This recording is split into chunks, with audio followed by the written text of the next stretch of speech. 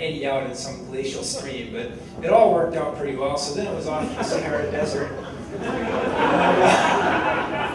This is undoubtedly the worst rock I've ever seen. It's like 40 degrees and they want to shoot in the sun. And I'm like, generally we don't climb unless it's like in the shade because the rock friction's not so good, but there was none of that. So up this thing I went, and basically Josh Briggs created this climb. You could put in drilled angles and just basically rip them out. And I was supposed to climb this thing on traditional gear and make it look like an on-site. And yeah. And this layer is the oldest rock you can reach in this desert. 225 million years old, it once stretched across the entire Sahara. Today, most of it is hidden far beneath the Earth's surface, but parts have been exposed by a cataclysmic event. 50 million years ago, the continents of Africa and Europe collided, pushing up this vast mountain range and revealing the red bed.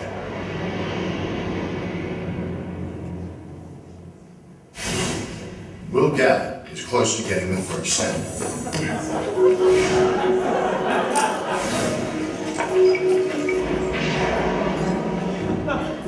Much of the red bed is made of quartz. It's made of most shit. common mineral. The desert heat makes this tough rock uniquely dangerous to climb. Dry and crumbly, it easily gives way. The whole thing I'm standing on could just break right off.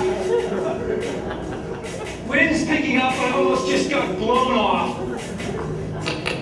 And now I'm chipping rock. Look. Let's try and do that without killing anybody. Got it, man!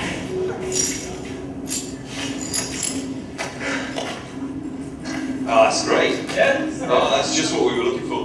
To an experienced eye, this rock reveals the origins of the Sahara. These tiny white crystals are formed when water dries quickly in a desert. Actually, I carried that rock up there in my chalk bag and then chipped it off the wall. It's kind of the ancestor of the Sahara, 225 million years ago. But, well, the point is, it wasn't this desert. We can tell because we can find these rocks, these desert rocks, at this age, all over the world. No, oh, really? You can see it. So that was the Sahara Desert. I got a nice suntan and flew around a bit. And the next one, I didn't quite have time to get all dialed, so we'll try the technology thing here. We want to get to 19 minutes, because the first 19 minutes suck. Let's see if we can get a little time code there. 18, 12, yeah, close enough. Ace climber Will Gadds. Yeah! Have to climb through time to get to the top. Climb through time! The world awaits. Nice. All right, let's get it on here. We're at 1,700 meters, about 6,000 feet. Come up a couple thousand feet off the valley floor out there, I guess. About 400 feet to go.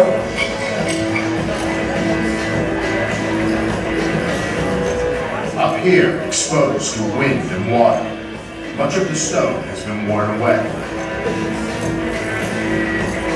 Yeah, there you go. This fire survives because it's exceptionally ripe.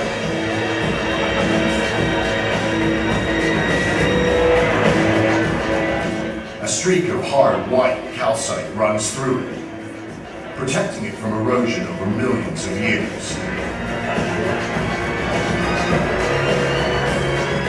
The rest of the spire is made of sandstone, formed more than 200 million years ago in a barren land. When the whole... So if you ever wondered why Calceton Tower is there, it's there because of the calcite on the tower. But then it was off to Australia.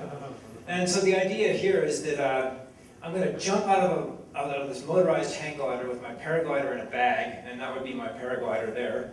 And I'm going to go land on top of this spire in the Glass House Mountains. Now you can walk there, but for the purposes of TV, this will be far more exciting if I jump out of this thing and then go land there. So, yeah, I get into this trike, gotta fly 30 minutes to get where I'm going, and then, yeah. Again, they'll need samples from both mountain peaks. That'd be bullshit. But this one's around 1,500 feet tall, not the easiest place to get to.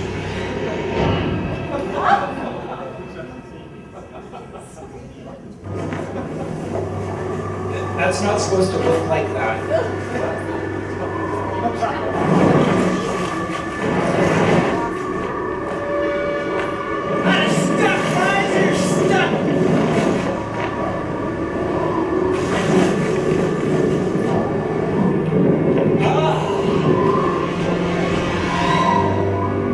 With the wing under control, the quest can begin.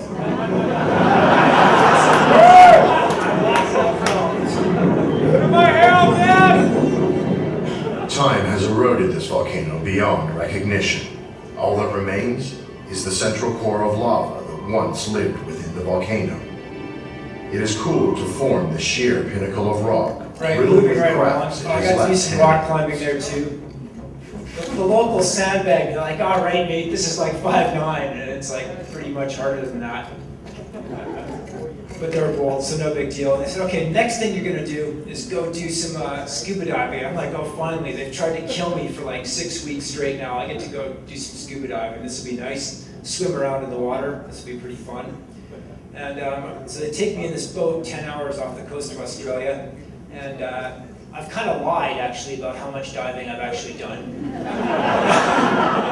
They give me this mask that's going to allow me to talk to the camera, but it's not like a normal mask. It covers your whole face and doesn't really work the right way. It looks like that. It's called an AGA mask. And it's really uncomfortable and claustrophobic. And so I got this thing on. I've kind of lied about how much diving I've done. And then they give me these 2 milk crates tied together and filled with fish heads. And this Australian guy is like, right, mate, just swim about 80 feet down there on the bottom and wait. The sharks will find you. One thing, mate, you're pretty white. You're Canadian and all, so your hands are pretty white. So if you could, mate, just don't wave your hands around too much, mate, and you know, because the sharks might think they're fish. And I'm like, right, mate. Fuck you. Mate, if you show up to the Canadian Rockies, they're going to tie a chicken on your head and send you off into the woods and tell you to look for some bears. How's that suit you, mate?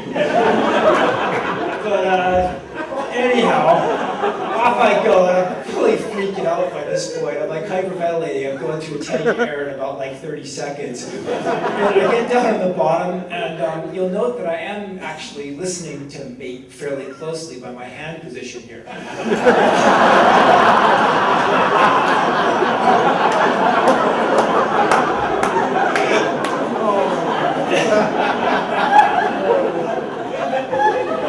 Yeah, mate.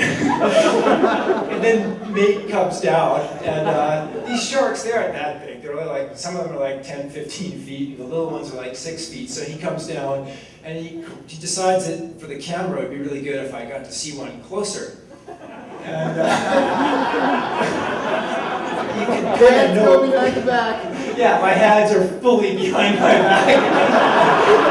It's like, shark! Don't you see the shark? So anyhow, that's what I've been up to, and probably close this out by saying that, you know, we all do these weird things to make an interesting game of this life we're given. And I'm still completely unsure about what I'm doing. I wake up every morning and try and do something interesting and travel around and do fun things. And there's no perfect path, but there are these rare moments where you get this mix of beauty and mountain light and people, and that's about as good as it gets in my experience. And whether it's getting out with many of you in this room or doing this tonight in support of the John Laughlin Award or whatever, this is what it's all about. And I'm psyched now because I've got this little daughter to share the world with, and that's kind of my inspiration, you know. As I go into my 3rd century in climbing years, I hope to still wake up in the morning and think, yeah, I should go climb something, and how cool would that be, and get out with the joy and excitement I see in my daughter's face every morning when she wakes up, if she's had a good night and isn't all pissy.